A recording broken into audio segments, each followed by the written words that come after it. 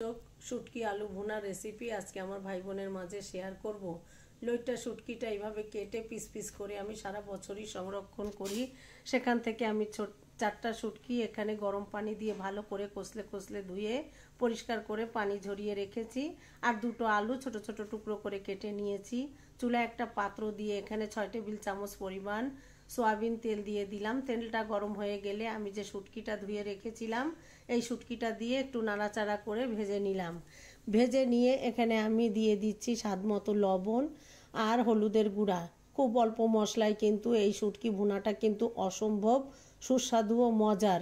এভাবে আপনারা একবার রান্না করে খেয়ে দেখবেন, অত্যন্ত মুখরোচক একটা খাবার।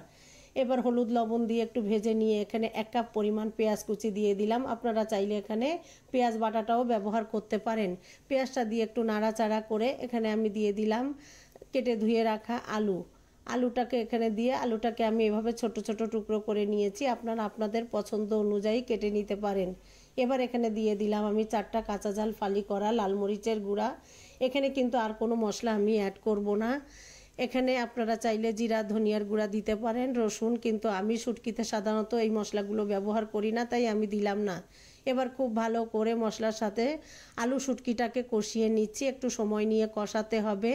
যখন শুটকি আলু দিয়ে তেলটা ছাড়তে শুরু করবে এই পর্যায়ে আমি 1 কাপ পরিমাণ গরম পানি এখানে অ্যাড করে দিয়েছি। আর গরম পানি রান্নাতে ব্যবহার করলে রান্নাটা যেমন ঝটপট হয়ে যায় আর খাবারটাও কিন্তু অনেক বেশি সুস্বাদু হয়।